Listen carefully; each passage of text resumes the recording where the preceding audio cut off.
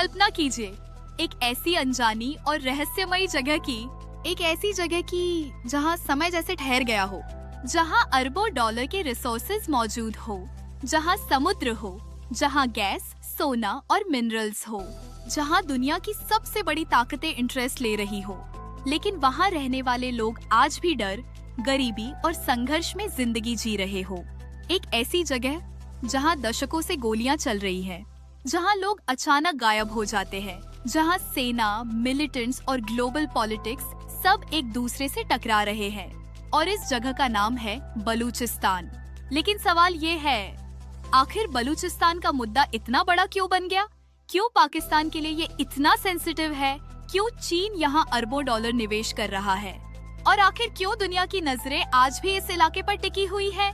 आज इस वीडियो में हम बलूचिस्तान की पूरी कहानी समझेंगे। क्या आपने कभी सोचा है कि पाकिस्तान का सबसे बड़ा प्रांत होने के बावजूद बलूचिस्तान आज भी इतना पिछड़ा क्यों है? ये पाकिस्तान का 54% हिस्सा है, जो गैस, सोना और कॉपर जैसे बेशकीमती खजानों से भरा है। फिर भी यहाँ का इतिहास संघर्षों से भरा रहा है। 1948 में पाकिस्तान में शामिल होने के बाद से ही यहाँ अधिकारों और पहचान की लड़ाई शुरू हुई, जो आज एक गहरे विद्रोह का रूप ले चुकी है। आज चीन का सीपेक प्रोजेक्ट और ग्वादर पोर्ट इसे पूरी दुनिया के लिए एक रणनीतिक अखाड़ा बना चुके हैं, जहां आम लोग हिंसा और अविश्वास के बीच फंसे हैं। इन सब के बीच सबसे ज्यादा तकलीफ यहाँ के आम लोगों की है, जो आज भी बुनियादी सुविधाओं और शांति का इंतजार कर रहे हैं। बलूचिस्तान सिर्फ एक जमीन नहीं, बल्कि इंसानी दर्द की एक अधूरी कहानी है। बलूचिस्तान का संघर्ष अचानक शुरू नहीं हुआ, इसकी जड़ें कई दशकों पुरानी हैं। बलोच लोगों का मानना है कि उनके रिसोर्सेज का इस्तेमाल तो किया गया, लेकिन बदले में उन्हें डेवलपमेंट और बेसिक फैसिलिटीज नहीं मिली। बलूचिस्तान पाकिस्तान का सबसे रिसोर्स रिच एरिया माना जाता है। यहाँ नेचुरल गैस, गोल्ड, कॉपर और कई वैल्यूएबल मिनरल्स मौजूद हैं। लेकिन आरोप है कि इन रिसोर्सेज का फायदा उन्हें नहीं, बल्कि बाहरी ताकतों को मिला। यहीं से डिससैटिस्फैक्शन बढ़ने लगा। बलोच ग्रुप सिर्फ रिसोर्सेज की बात नहीं करते, बल्कि आइडेंटिटी की भी बात करते हैं। उनका कहना है कि उनकी अलग भाषा, संस्कृति और ट्राइबल आइडेंटिटी है। कई सेपरेटिस्ट ग्रुप्स का आरोप है कि उनकी ऑटोनॉमी खत्म की गई। दोनों साइड्स के बीच ट्रस्ट धीरे धीरे टूटता गया। जैसे जैसे प्रोटेस्ट्स और आर्म्ड अटैक्स बढ़े, वैसे वैसे मिलिट्री ऑपरेशंस भी बढ़ने लगे। इस कॉन्फ्लिक्ट ने पूरे रीजन को इंस्टेबिलिटी में धकेल दिया। हर अटैक के बाद जवाबी ऑपरेशन हुआ और फिर नया गुस्सा।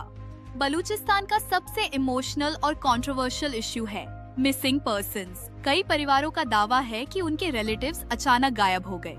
आज भी कई प्रोटेस्ट सिर्फ एक सवाल पूछते हैं, हमारे लोग कहाँ हैं? अब इसमें ग्लोबल जियोपॉलिटिक्स भी जुड़ चुकी है, विशेष रूप से चाइना की वजह से। चीना पाकिस्तान इकोनॉमिक कॉरिडोर यानी सीपेक का सबसे महत्वपूर्ण हिस्सा है ग्वादर पोर्ट।